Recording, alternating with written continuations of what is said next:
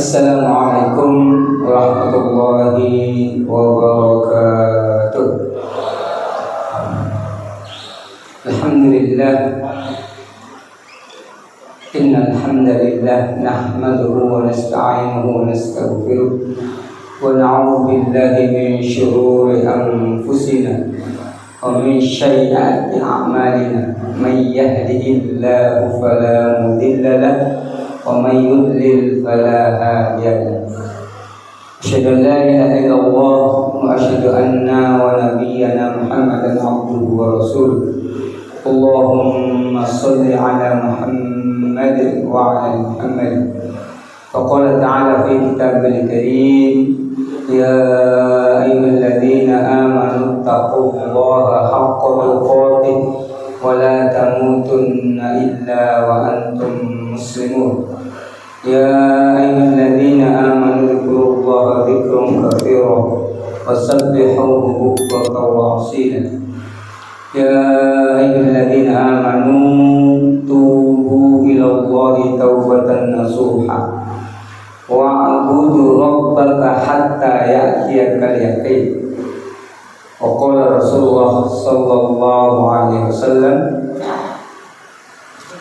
Allahumma la 'aisa illa 'aisul akhirah. Sadaqallahu alazim. Ya ayyuhalladzina amanu taqullaha, wa orang beriman, bertakwalah kepada Allah dengan sebenar-benarnya takwa. Wala tamutunna illa wa antum muslimun. Dan janganlah kalian mati kecuali dalam keadaan pasrah kepada Allah Subhanahu wa taala. Ya ayyuhalladzina amanu dzkurullaha dzikran katsiran. Wahai orang-orang yang beriman, zikirlah kepada Allah, ingatlah kepada Allah dengan ingat yang banyak. Ya, jangan sedikit ingat kepada Allah. Ya, ingatlah yang banyak. Jadi di surat Al-Jumu'ah juga disampaikan, wa dzkurullaha katsiran la'allakum tuflihun. Ya, ingatlah kepada Allah ya, yang banyak agar kalian mendapatkan keberuntungan, ya, falah, ya, mendapatkan al-falah, keberuntungan. Dan alladzina amanu dzkurullaha dzikran katsiran wasabbihuhu bukratan wa asila. Dan bertasbihlah kepada Allah, maha sucikan Allah baik di waktu pagi maupun di waktu petang. Nah, makanya kita harus terbiasa dengan al-ma'surat. Ya, jadi al-ma'surat itu adalah isinya zikir-zikir yang maksur, zikir-zikir yang biasa dilafazkan oleh baginda Rasulullah Muhammad sallallahu alaihi wasallam.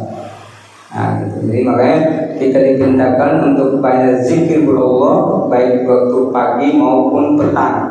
Pagi setelah sholat subuh zikir, kemudian sore atau petang setelah sholat asar. Ya ayyuhalladzina amanu tubu ilallah. Wahai orang beriman, bertaubatlah kepada Allah. Tubu ilallahi taubatan nasuha. Ya, dengan taubat yang sebenar-benarnya taubat.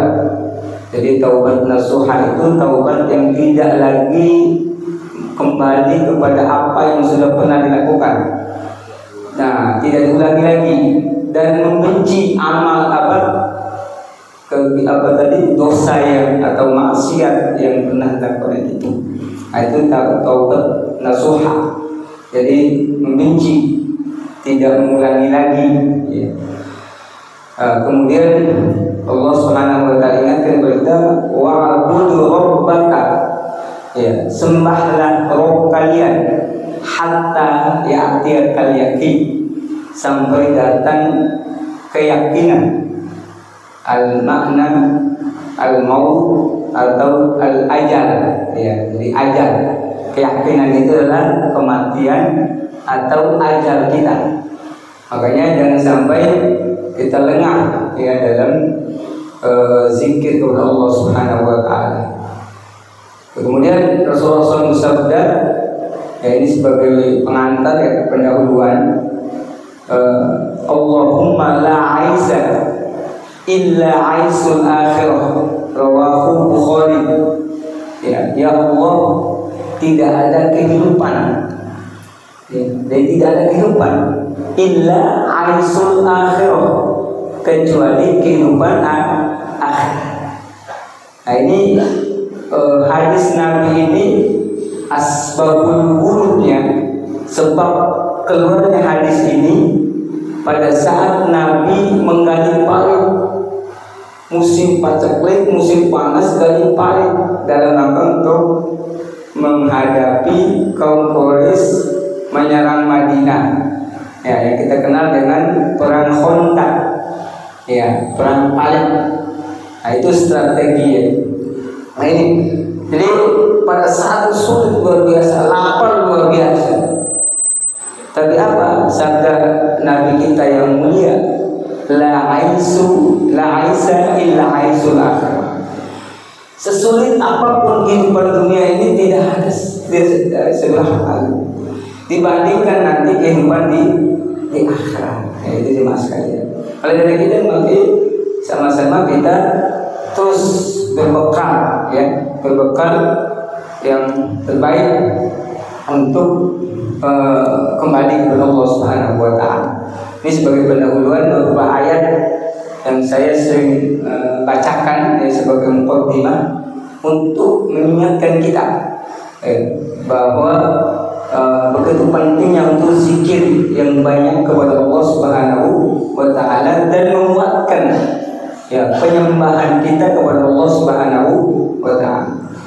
Hadirin jamaah yang dirahmati Allah Subhanahu wa taala, kita lanjutkan. Saya ingin melanjutkan, dulu sudah pernah menyampaikan al-wala wal bara. Pasti ingat ya, ini diingat ya, loyalitas dan anti loyalitas. Nah, kemarin materinya belum selesai, belum kelar. Nah, makanya disampaikan dari sambungannya. Jadi loyalitas dan anti loyalitas ya. Jadi jemaah sekalian, jadi kita harus, saya ulangi lagi sebagai pengantar, bahwa loyalitas kita hanya kepada Allah Subhanahu wa taala. Ya, jangan sampai kita loyalitas kepada makhluk. Nah, dan anti loyalitas kita kepada makhluk. Makanya ini berkaitan dengan merdeka ini. Ya, kita ada di bulan Agustus, di bulan kemerdekaan. Kemerdekaan yang hakiki adalah kemerdekaan yang hakiki bagi kita orang-orang yang beriman adalah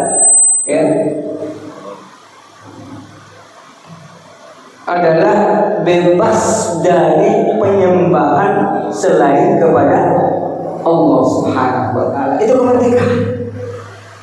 Jadi makna kemerdekaan bagi orang-orang kita beriman adalah bebas dari penyembahan selain kepada Allah Subhanahu wa taala. Itulah loyalitas tadi.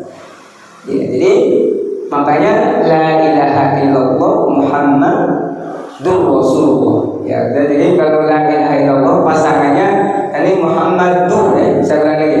Supaya kalau la ilaha illallah Muhammadur Rasulullah. Dhamma. Kalau nanti syahadat asyhadu an la ilaha illallah wa asyhadu anna Muhammadan. Itu bedanya. Yang jangan sampai nanti terbalik, kebalik. Ya, kalau la ilaha illallah Muhammadur Rasulullah, kalau asyhadu an la ilaha illallah wa asyhadu anna Muhammadar Rasulullah, fathatain. Ya, fathah ya. Ya, itu tambahannya. Jemaah sekalian, waktu itu saya mengulangi lagi al-bara ya, tidak singkat saja. Al-bara sekali lagi, al-bara ya, kata la adalah an-nahi, supaya kita memahami lebih baik apa itu al-bara. Kata la dalam kalimat la ilaha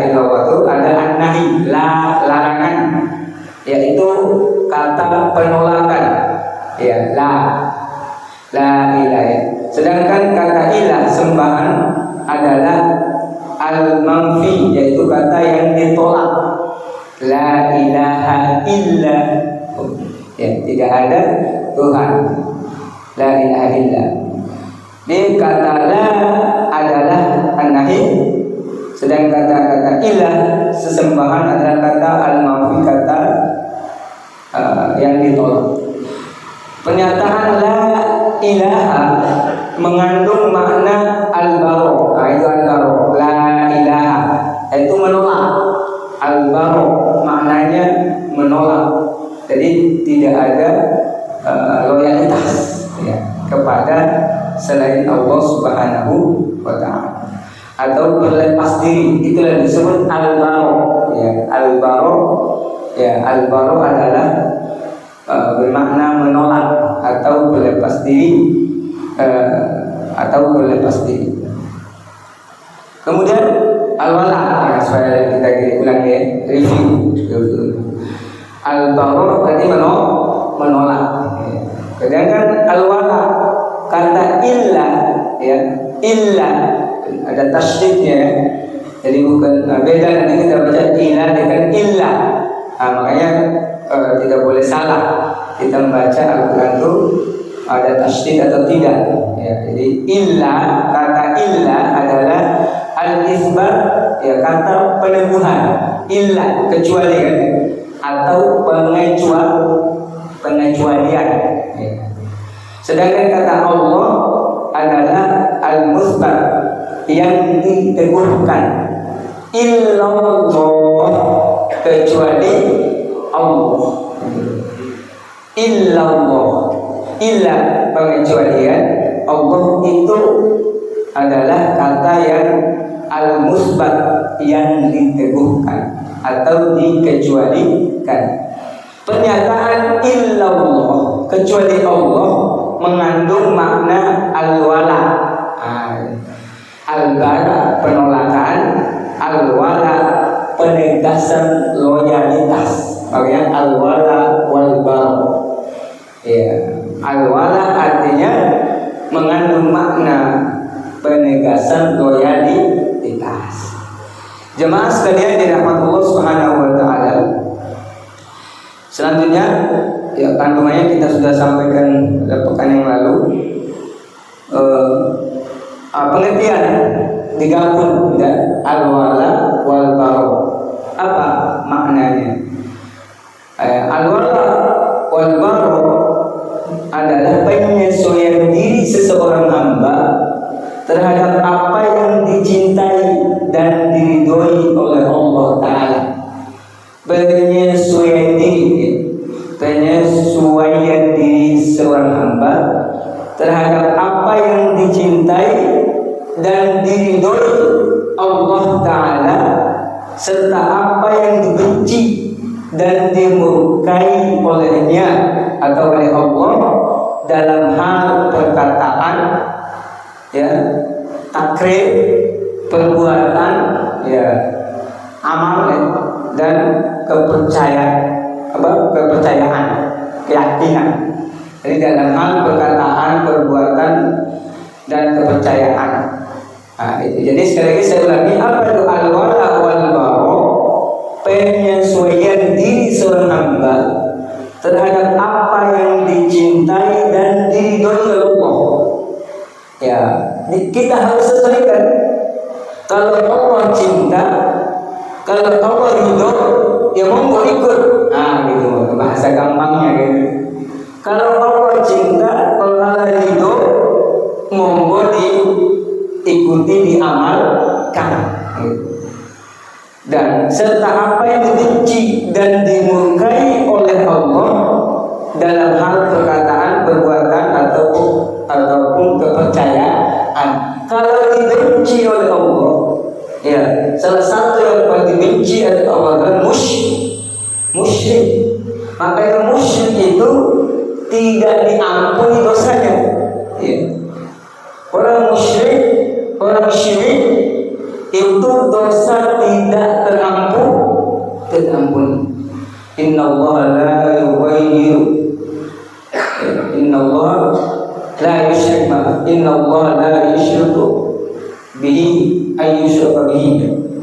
Allah tidak akan mengampuni dosa syirik, ya, kecuali dikehendaki syirik dan dosa lainnya kecuali dikehendaki Allah Taala. Innallaha la yusyriku ayyushraka bihi wa yaghfiru ma duna dzalika liman yasha. Dan Allah akan mengampuni dosa selain syirik jika Allah kalau Allah menghendaki. Dan dosa selain syirik diampuni kalau Allah menghendaki. Makanya apapun yang terjadi itu adalah atas kudrah dan iradah Allah Subhanahu wa taala. Jelas ya, kita sudah memahami bahwa al-wala adalah penyesuaian diri seorang hamba terhadap apa yang dicintai dan diridhoi oleh Allah, serta apa yang dibenci dan dimurkai oleh Allah dalam hal perkataan, perbuatan, dan kepercayaan. Jemaah yang dirahmati Allah Subhanahu wa taala. Nah, ini selanjutnya adalah kita memahami manhajnya. Ya, manhajul pedoman. Ya, manhaj al-wala wal bara. Pedomannya apa dalam hal mengamalkan al-wala wal bara? Yang pertama adalah Rasulullah sallallahu alaihi wasallam harus dijadikan minhajul wala. Minhajul wala wal bara. Ini pertama. Rasulullah sallallahu alaihi wasallam harus dijadikan minhajul wala wal bara. Minhaj harus dijadikan pedoman dalam berloyalitas dan berlepas diri. Nah, itu pertama. Jadi Rasul harus jadikan patokan kita dalam al-wala wal bara. Jangan yang lain. Ya, jangan ya yang lain. Kenapa? Nah, ini kita juga ini di bulan, kita berada di bulan apa nih Pak ini? Bulan langit maksudnya, bukan Agustus kalau itu masih bulan langit. Kita ada di bulan Sofa, bukan bukan Safar. Nah, ini nih, yang benar adalah pakai sod. Nah, kalau Safar perjalanan. Ya, ada juga nanti kaitan dengan bulan Safar. Tapi yang benar adalah Sofa, kosong. Apa? Kenapa kosong? Karena dulu di zaman kebiasaan orang Arab itu, mereka sebelum bulan ini kan bulan haram, urutan 3 bulan berturut-turut. Kita sebut apa pertama bulan haram? Zul. Nah, sebelumnya Zulqa'dah. Mulai bulan haram itu Zulqa'dah, Zulhijjah, sama Muharram. Nah, ini bulan haram 3 bulan berturut-turut. Yang berpisah bulan apa? Bulan haram. Bulan sebelum bulan Ramadan, sebelum bulan Sa'ban, Rajab. Itu bulan haram, 4 bulan haram. Zulqa'dah, Zulhijjah, Muharram, dan Rajab. Nah, 3 bulan orang Arab tuh nggak kemana-mana. Kalau bahasa kita itu boring, kalau anak muda bahasa boring. Wah, 3 bulan biasa orang Arab itu orang yang suka melancong, suka pergi, suka perang. 3 bulan tahan perang, 3 bulan nggak pergi-pergi. Nah, maka datanglah bulan Safar. Bulan keberapa kalau dalam hitungan Hijriah bulan Safar? Bulan 1 Muharram, 2 bulan kedua Muharram, Safar.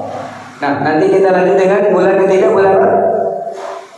Bulan mau namanya apa? Rabiul Awal.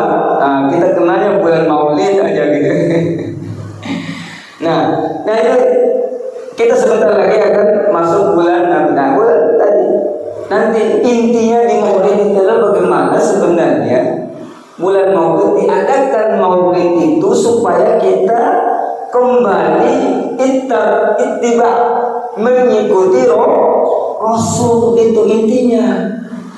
Makanya dikaranglah kitab Al-Berjanji itu. Dulu tuh lesu lemah letoi, ya, lesu lemah letoi dalam mengikuti Nabi. Maka diadakanlah oleh penguasa yang beriman, yang soleh, menyusun kitab, ya, menulis sejarah Nabi supaya masyarakatnya kembali ikuti Nabi. Maka lahirlah Berjanji itu. Itu kisahnya begitu. Iya. Nah, makanya dalam manhaj ya al-wala wal bara ini pun makanya harus pedomannya dalam berloyalitas kepada Allah itu harus ittiba kepada Rasulullah sallallahu alaihi wasallam. Itu. Yang nanti sebentar lagi kita mau Maulid. Nah, di bulan 3, bulan 1 Haram, 1 Safar. Nah, tadi lanjut kosong. Kosong itu adalah mereka sahabat itu kosong rumahnya di bulan Safar itu. Karena tadi udah nggak tahan mau pergi. Nah, makanya rumahnya pada kosong karena keluar berdagang lah, perang lah.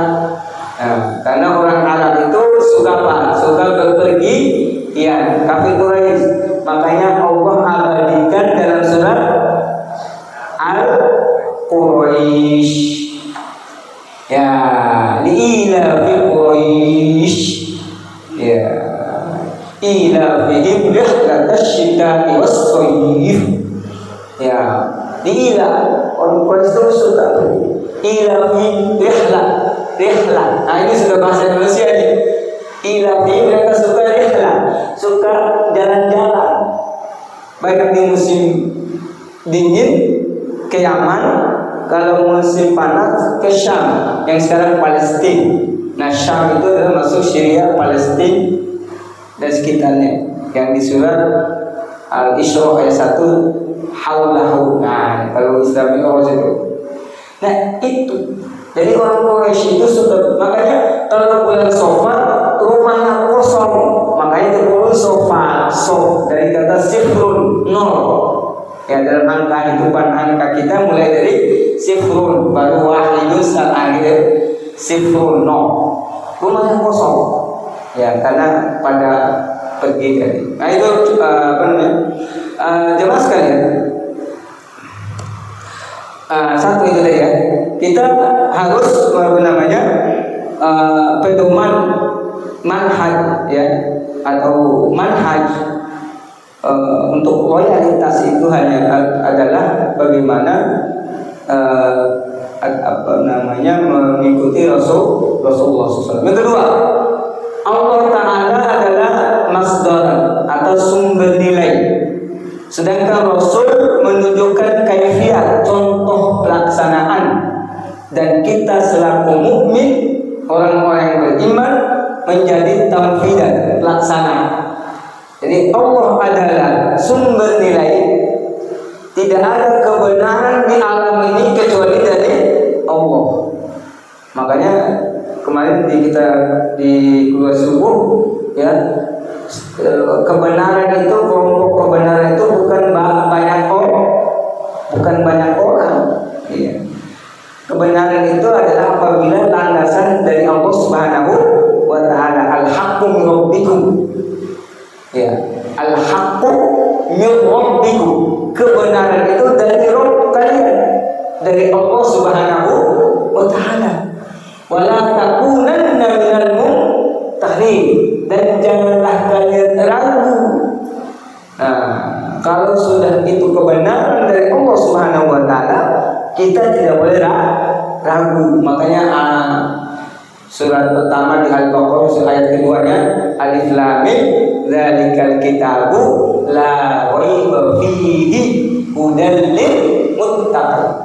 Alif Lam Mim, tidak ada keraguan di dalam kitab Al-Qur'an, petunjuk bagi orang-orang yang bertakwa. Nah, maka Allah itu adalah sumber nilai, Rasul itu adalah kaifiyah, tata cara, contoh pelaksanaan. Makanya kalau kita mau benar pelaksanaan dalam beragama, ya contohlah kepada Nabi. Nabi. Iya, contohlah kepada Nabi.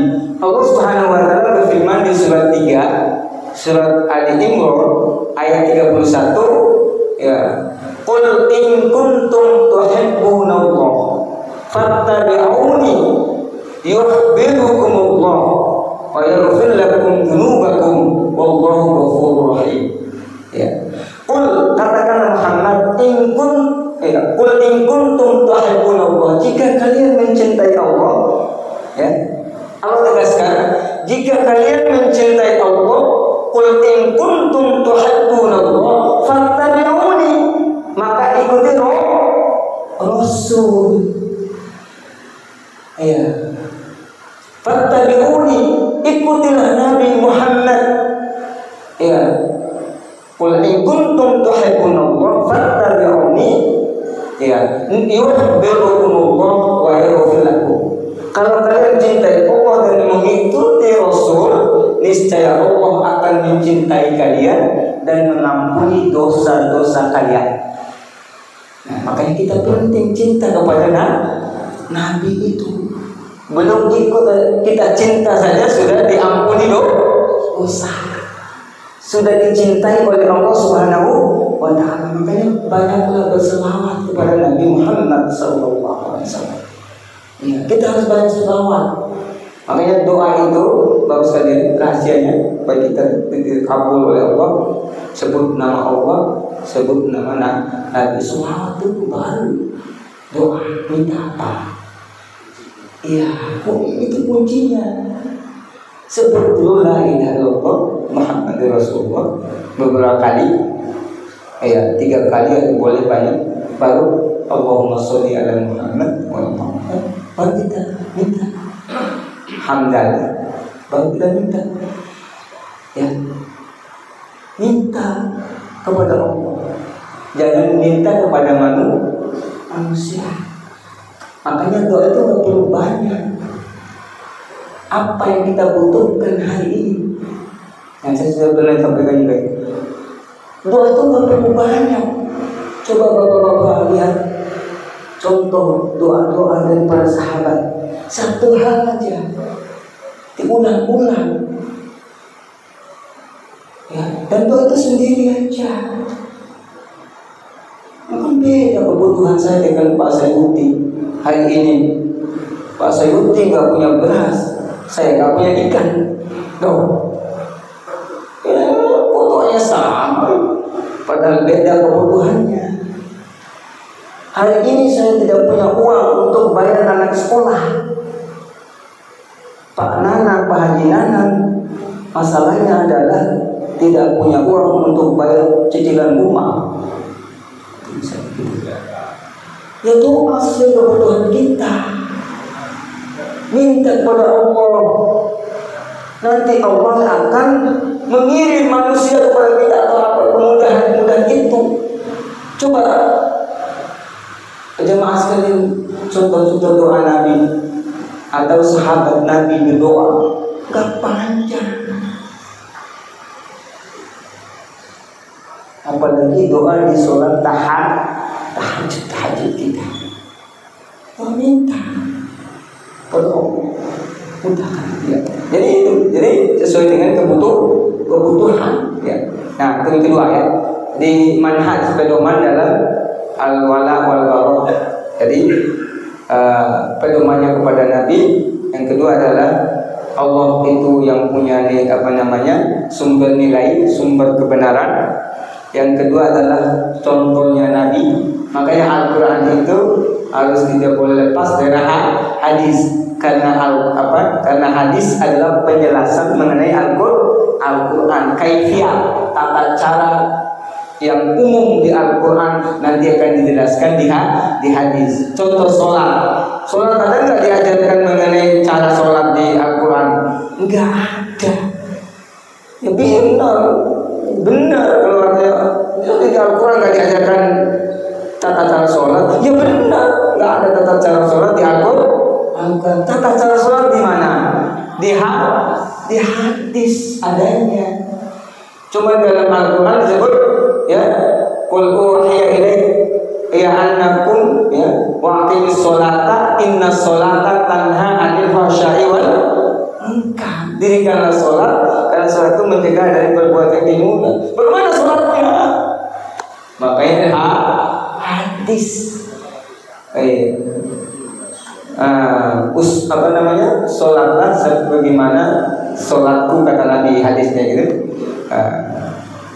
Itu ya, jadi di hadis. Nah, makanya tidak bisa dipisahkan Al-Quran dan hadis. Nah, 3 manhaj sebagai pedoman tadi.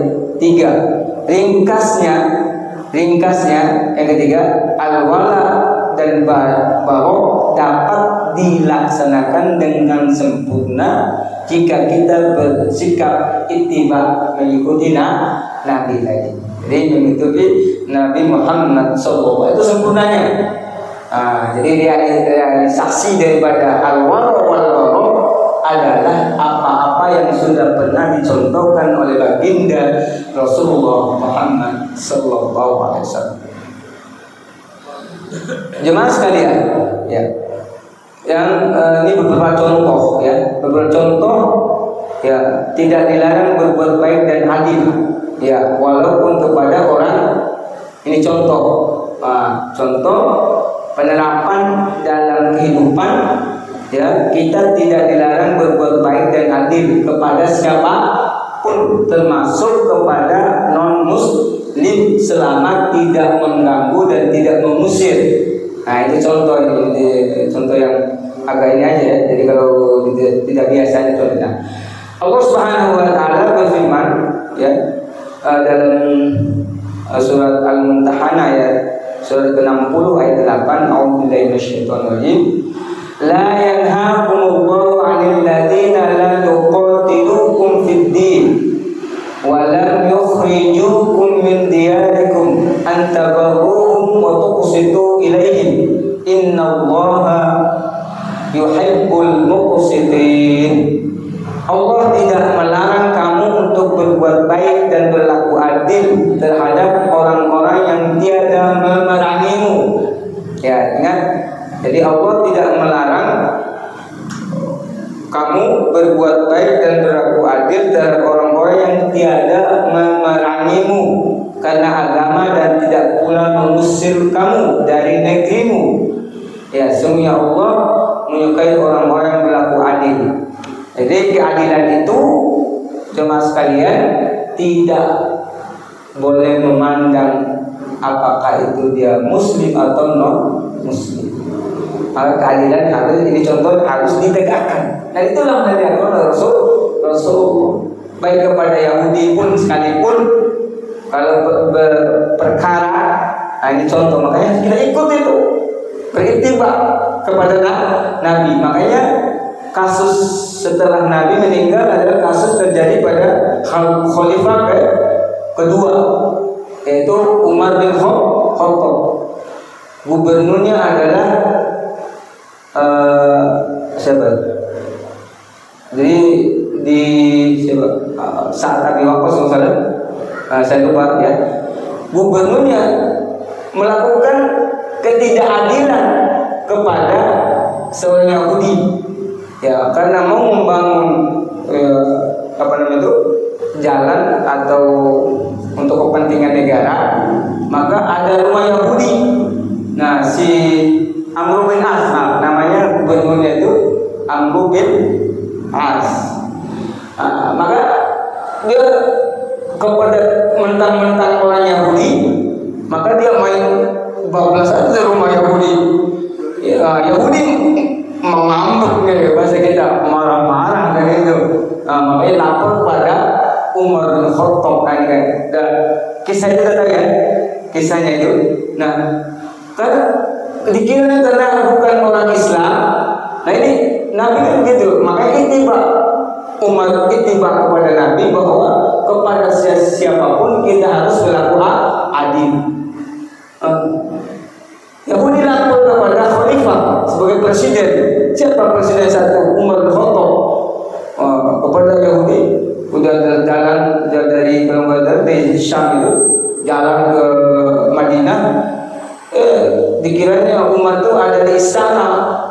Gitu kan, kalau orang-orang Persia itu Romawi kan, kalau raja atau presiden kan megah kayak gitu. Nah Yahudi ini dikiranya Umar bin Khattab itu sebagai khalifah dikira diraja, di bawah pohon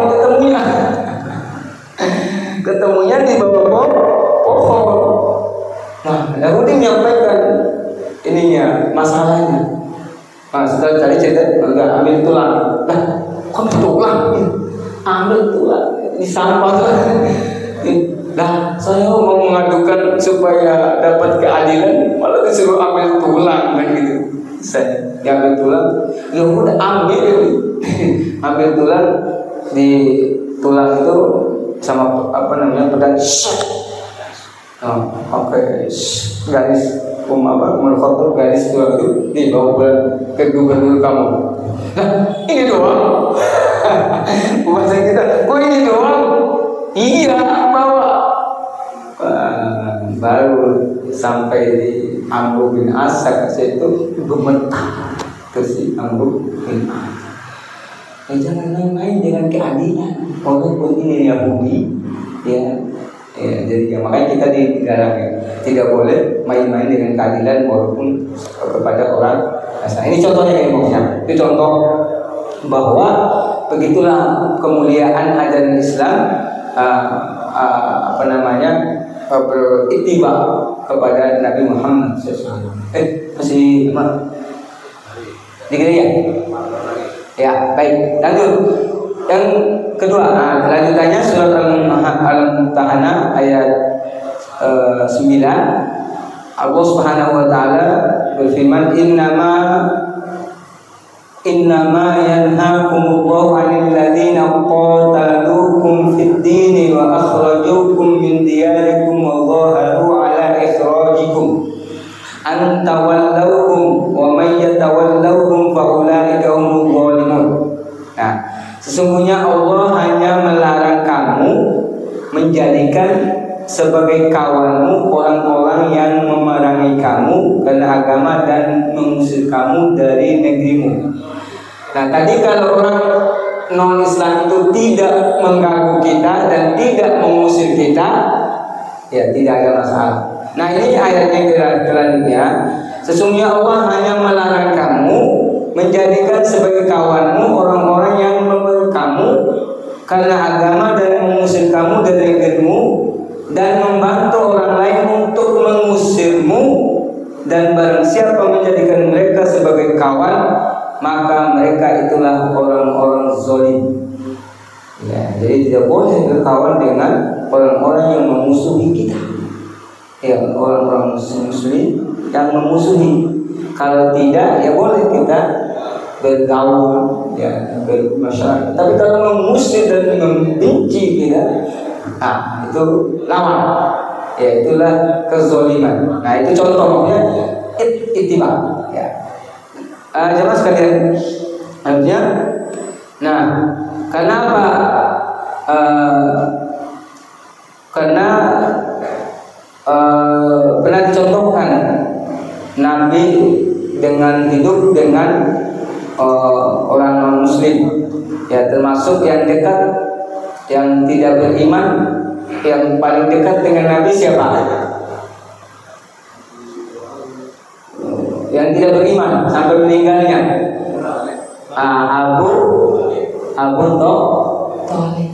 Itu tidak beriman, ya pamanah Nabi, tapi begitu sayangnya Nabi kepada Abu Thalib. Makanya dalam Al-Quran nanti surat itu sampai Nabi berdoa ya supaya Allah mengampuni dosanya dan ingin sekali Abu Thalib masuk Islam. Kemudian nama yang lain orang non Muslim tetangga Rasul atau yang dekat dengan Rasulullah, Mut'am bin Ali, ada juga Abdullah bin Uraiqid, ya ini orang kafir ya, orang-orang non Muslim, dan Bani Khuza'ah, ya itu terakhir. Itu contoh bahwa orang-orang kita boleh berdekatan, bersosialisasi kalau tidak mengusir dan memerangi kita. Bagaimana Muslim bergaul dengan non-Muslimnya? Ini terakhir, Rasulullah SAW telah menerapkan aturan-aturan yang sangat toleran, melampaui kebiasaan yang berlaku di zaman yang penuh dengan fanatisme kesukuan dan kecongkakan ras. Ketika itu dunia mengira bahwa Islam adalah agama yang tidak dapat menerima prinsip hidup berdampingan dengan agama lain, dan mengira bahwa kaum muslimin tidak merasa puas sebelum menjadi umat satu-satunya yang ada di dunia dan menindas setiap manusia yang dianggap keliru. Lebih-lebih orang yang berani mencoba hendak melawan. Ya, ini intinya tadi ya, sebagai kesimpulan kita bahwa Nabi ya, kalau kepada orang-orang yang tidak mengusir dan melawan kita boleh kawan.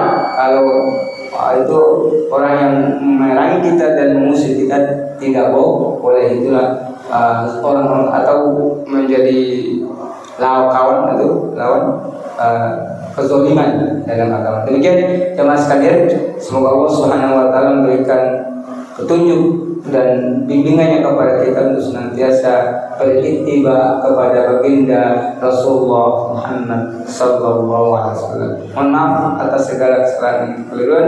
Wabillahi taufiq wal hidayah. Wassalamualaikum warahmatullahi wabarakatuh.